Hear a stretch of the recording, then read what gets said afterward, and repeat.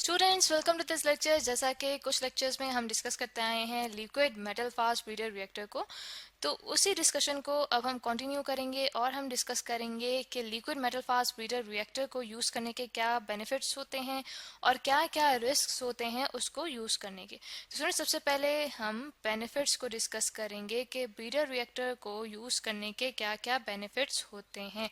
Students सबसे पहला तो बेनिफिट ये होता है कि चूंकि इसके अंदर यूरेनियम 238 यूज़ किया जाता है जो कि नेचर के अंदर 99% मौजूद है। ठीक है, नेचर के अंदर 99% मौजूद है, जबकि इसके मुकाबले में जो दूसरे न्यूक्लियर रिएक्टर्स होते हैं उनके अंदर यूरेनियम 235 इस्तेमाल होता है जो कि नेचर के अंदर सिर्फ 0.7% मौजूद है।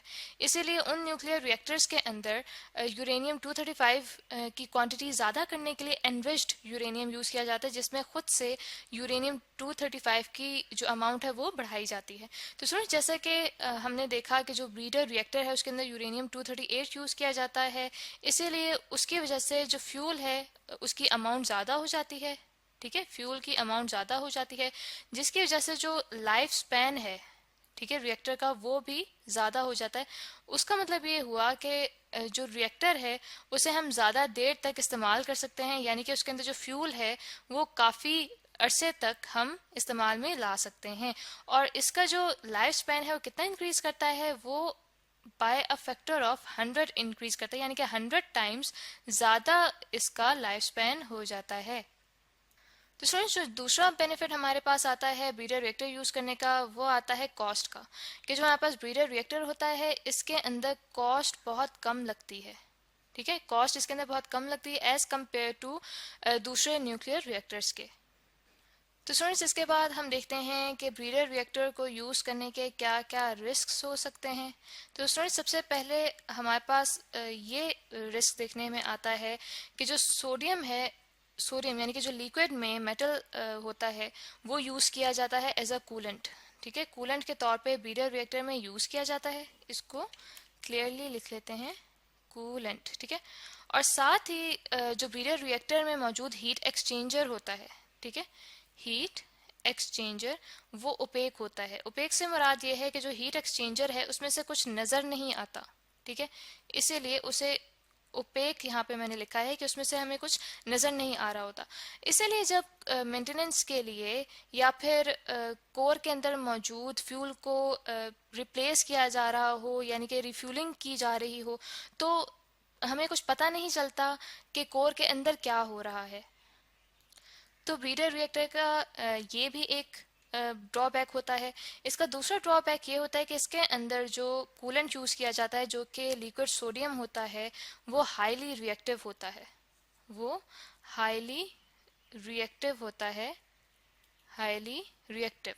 वो इतना रिएक्टिव होता है कि अगर वो वाटर या एयर के साथ कांटेक्ट में आए तो वो फौरन बर्न हो जाता है। ठीक है, वो फौरन बर्न हो जाता है। तो स्टूडेंट्स, ब्रीडर रिएक्टर्स का जो थर्ड रिस्क सामने आता है हमारे, वो ये आता है कि जब न्यूट्रॉन्स बम्बार्ड होते हैं सोडियम 23 के ऊपर, यानी कि सोडियम जिसका एटॉमिक मास 23 हो, जब उसके ऊपर न्यूट्रॉन्स बम्बार्ड होते हैं तो उसके नतीजे में हमारे पास सोडियम 24 वजूद में आता है। और स्टूडेंट्स, जो सोडियम 24 होता है ये काफ़ी एनर्जेटिक वेव्स को एमिट करता है। ठीक है, जिनमें गैमा रेज एमिट आउट होती हैं। ठीक है, यहाँ पे हम लिख लेते हैं कि emits energetic energetic gamma raise.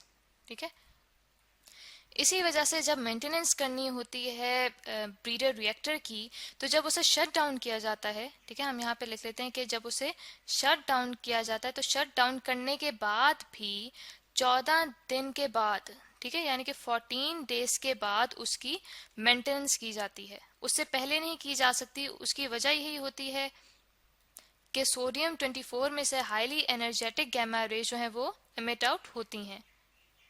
और सोडियम 24 का जो हाफ लाइफ होता है वो होता है 15 आवर्स। ठीक है, तो फ्रेंड्स यहाँ पे हम लिख लेते हैं कि इसका जो हाफ लाइफ, यानी कि ऐसा टाइम जिसके बाद ये हाफ डिके हो जाएगा और हाफ जो है इसकी अमाउंट है वो हमारे पास रह जाएगी।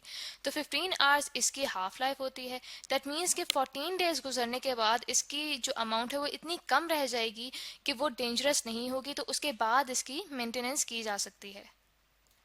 और स्टूडेंट्स फोर्थ इसका जो रिस्क है वो ये आता है कि इसके अंदर प्लूटोनियम मौजूद होता है। ठीक है, ब्रीडर रिएक्टर में जब यूरेनियम 238 फिजन एबल मटेरियल में कन्वर्ट होता है तो वो फिजन एबल मटेरियल कौन सा होता है, वो होता है प्लूटोनियम। ठीक है, प्लूटोनियम 239।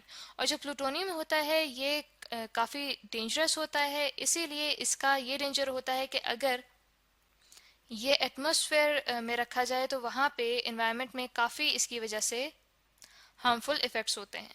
तो यहाँ पे हम लिख देते हैं कि इसकी वजह से हार्मफुल इफ़ेक्ट्स होते हैं इन्वायरमेंट में, हार्मफुल इफेक्ट्स। ठीक है, तो आई होप स्टूडेंट्स के आपके लेक्चर से समझ आ गया होगा, जिसमें हमने ब्रीडर रिएक्टर के बेनिफिट्स को स्टडी किया और उसके रिस्क्स को भी देखा है।